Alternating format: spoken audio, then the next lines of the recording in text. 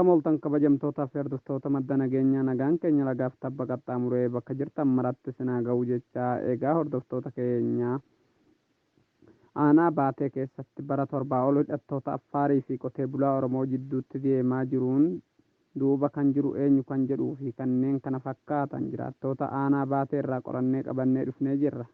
Haga dhuma sagantaa keenyaatti turtiin keessan nu faana haa ta'uun affeerraa keenya. Eegaa kabajamtoota hordoftoota keenya saganticha kan dhageessisu ani Said Dawweeti. Lola walloo aanaa baatee Affaarii fi Oromoo jidduutti deemaa jiru kana duuba akka jedhamaa jirutti Oromoo irraa Sayyoo Adam yoo ta'u, Affaar irraa nama Maloo Seekoo jedhamu akka ta'e jiraattonni aanaa baatee ni dubbatu.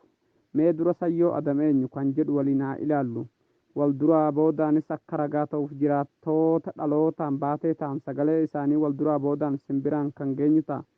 Eegaa kabajamtootaa fi hordoftoota keenya Sayyoo Adam jechuun itti gaafatamaa callisaa aanaa baatee jechuudha. Uummata irratti maal hojjetaa jira? Hanga muraasa caqasaa. Lolli hidhattoota Affaar erga jalqabe waggaa torbaffaa isaati. Waggoota hanganaa kana ilmaan Oromoo irratti maal raawwate? Lola mi'ooytuu fi fakkeenya kaafnee haa ilaallu. Lola mi'ooytuu irratti ta'ee namni keenya waliif dirmatee yeroo hidhattoota Affaar ofirraa deebise, yeroo injifatuuf ka'e waraanni mootummaa akka dhaabbatu uummata keenya doorsisaa jedhan. Lafni irratti Affaarii wal dhabne lafa Oromoo mi'ooytuu yeroo ta'u, qotee bulaan keenya lafa qonnaa darbee akka hin bobbaane dhorkee namni lafa qonnaa darbee loon bobbaase qawween irraa fuudhamee innis akka hidhamu ajaja dabarsee nama hedduu irraa qawwee fuudhee nama hedduu hidhee badii tokko malee fakkeenyaaf namoota qawween irraa fuudhamee fi namoota hidhaman muraasa Hiddee Adam Jajjabee Baateetti hidhame, Muhammad Sayyidii Jajjabee Baateetti hidhame, Huusayya Sufee Jajjabee Nagootti hidhame, Hayman Nabsee Dhakaachoo Nagootti hidhame, Yaassiyyaayyoo Dhakaachoo Nagootti hidhame, Hasan Ahmad Dhakaachoo Baateetti hidhame, Muhammad Huusan Jajjabee Baateetti hidhamee namoonni kun badii tokko malee kan hidhamanii fi qawween kan irraa fuudhamedha. Kan shira kana hunda dalagee ture ammas dalagaa jiru Sayyoo Adam nama jedhamu kana. Sagalee obboleessa keenya kanaa akka armaan gadii kanatti haa caqasnu. Ka'umsi waraanaa aanaa baatee kun babal'ifannaa lafaati. Yeroo jalqabaati bakki waraanni jalqabee bakka mi'ooytuu jedhamu irratti. Lafti mi'ooytuu kun lafa Oromooti. Lafni sun lafa citaa magarsuu lafa qonnaa durii ture. Yeroo amma lolmi jalqabuuf ka'e kana irratti abbootiin qabeenyaa gareedhaan gurmaa'anii lafa san oomishaaf kuduraalee fi muduraalee irratti oomishuudhaaf birrii miliyoona 7 ol irratti baasanii lafa san mijjeessan. Lafni sun yeroo oomisha kennuu jalqabetti Affaar dhuftee lafa kanaa fi oomisha kanas waliin qoodachuun qabaa jettee uummataaf gaafii dhiyeessitee jechuudha. Lafa kanaa fi oomisha kanasiif kennuu hin dandeenyu jedhee uummata yeroo diduu Affaariin humnaaf fayyadamtee lafa sanii fi kuduraa fi muduraalee lafa san irra jiru fudhachuudhaaf dirqamtee jechuudha. Yeroo san dhukaasi bantee gama lachuu turuu namni lubbuun namaa hedduutu badee jechuudha lafa san irratti. Bakkuma san irraa ka'ee waraanni jabaataa yeroo itti fuufu mootummaan itti gaafatamaan callisaa baateedhaa Sayyoo Adamii shira uummata irratti shiruu jalqabee jechuudha. Lafa keenya dabarsee Affaariidhaaf gurguree jechuudha.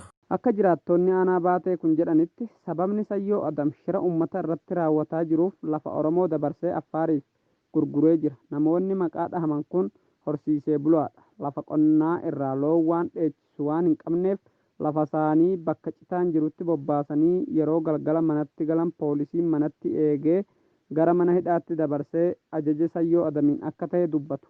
Dabalataan namni hidhame kan biraa ammoo Abduu Galaan nama jedhamu Affaariin maasaa isaatti dhuftee ajjeesuuf qawwee itti dhooktee innis rabbiin oolchee ofirraa itti dhahee Sayyoo Adam maaliif ofirraa itti dhukkaaste jedhee poolisii qabatee qawwee irraa fuudhuu dhufe.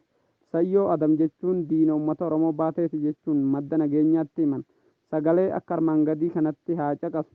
Lola waggaa torbaffaa deemaa jiru kana sababa guddaa kan ta'e Sayyoo Adam lafa keenya dabarsee Affaariif gurguree jira. Hanguma barbaanne Amaarri du'us Affaariin hanga lafa bitattee sanaa hin kennamneef lola hin dhaabtu akka lafa keenya gurguree jiru warri Affaarotaa dubbataa jiru.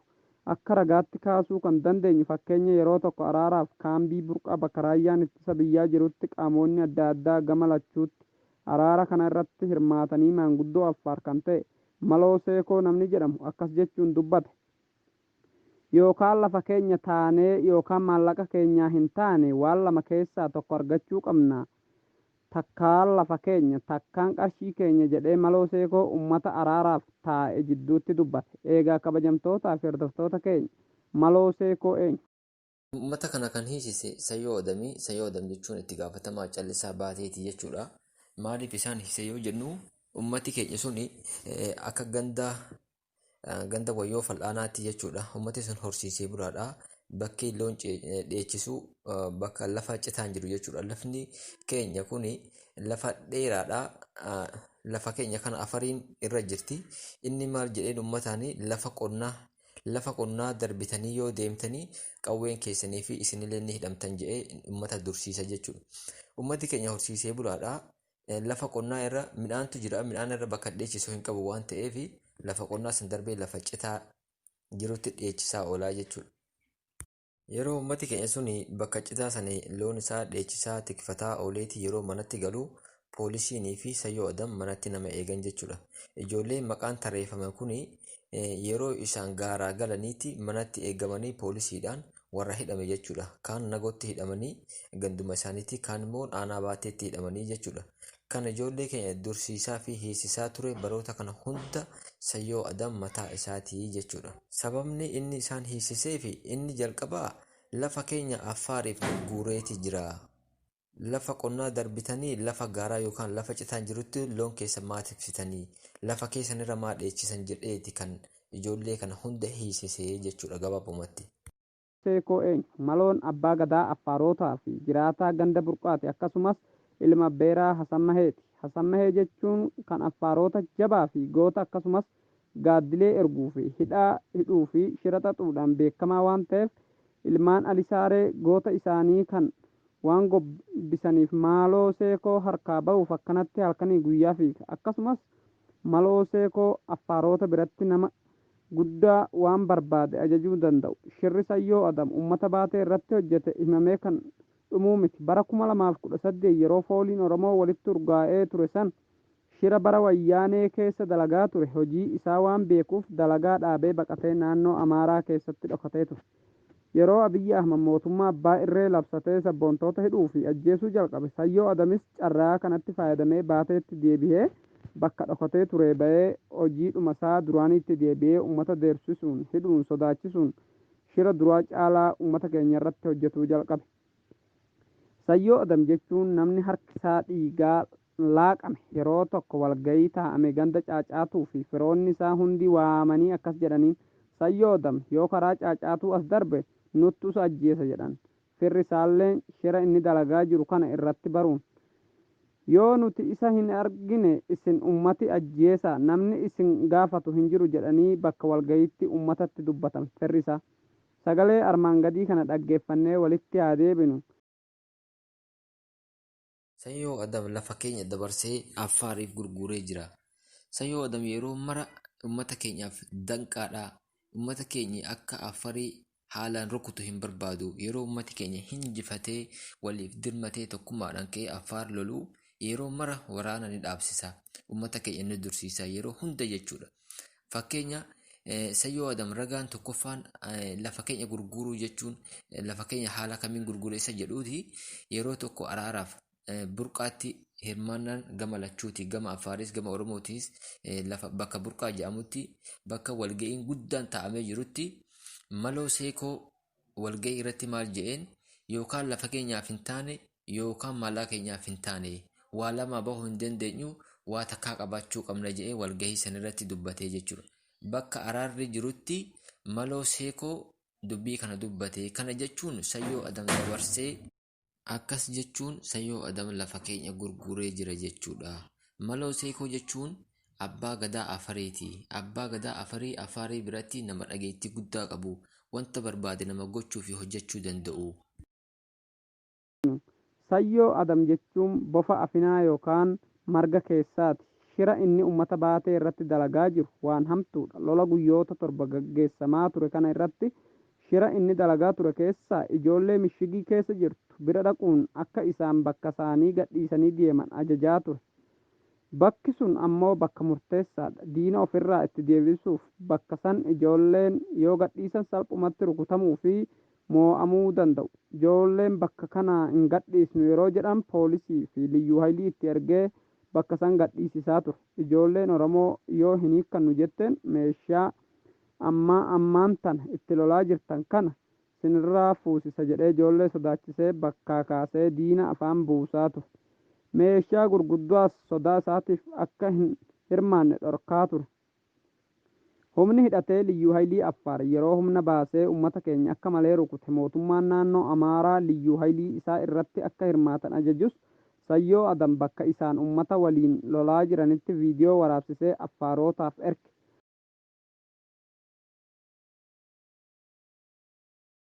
Gamee komiin sun ragaa waliin mootummaa naannoo Amaaraatti dhiyaatee jennaan mootummaan naannoo Amaaraatis humni addaa akka lola hin hirmaanne dhorke. Shirri Sayyoo Adam hojjetaa jiru waan himamee dhumuu miti jedhan. Akkasumas ummati naannoo baateetti argaman waraana akka waliif hin dirmanne halkan guyyaa irratti hojjetaa jira. Garfaa fi waayyuu gandaa fi ganda walitti buusee isaan wal dhabanii akka waliif hin dirmanne jidduu isaaniitti shira guddaa hojjetaa jira. Ummati keenya shira inni isaan irratti hojjetaa jiru hubatanii tokkummaan ka'anii nama kana ofirraa kaasuu dhaqabu.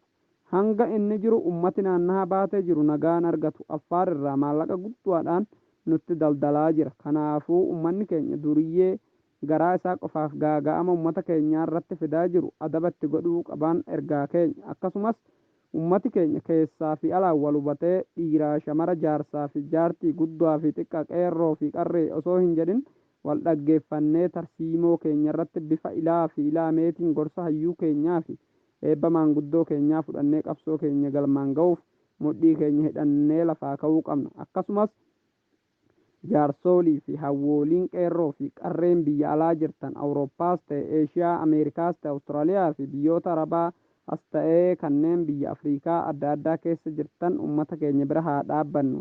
Kan biraa dhaabbachuu dandeenyus diinagdeedhaan yoo dadhabne sagalee ta'uu fi du'aayii gochuudhaan wal bira haa dhaabbannu. Lafi keenya lafee keenya, lafi keenya eenyummaa keenyaa fi lafi keenya lubbuu keenya. Kanaafuu kan maallaqa asii gadii ergadheen lafa bita, manaan bita, makiinaan bita, looniin bita jettu eessan jira jedhii of hubadhu. Yoo nageenyi jiraate kana hunda godhattee jirta. Yoo nageenyi jiraate lafa keetirra jiraatte.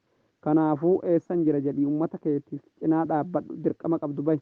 Akkasumas kanneen biyya keessa jirtan dawwee, harxummaa, jiille, dawwaa, caffaa walquba qabaadhaa, waliif birmadhaa. Kan meeshaa qabdu meeshaa kan kee qabadhu, baatee quba qabaadhu. Akkasumas rasaasaan humnaan nyaata bishaan waliif geessuudhaan wal gargaaraa. Tokkummaan humna, tokkummaa uumuudhaan seenaa abbootii keenyaa yaadadhaa.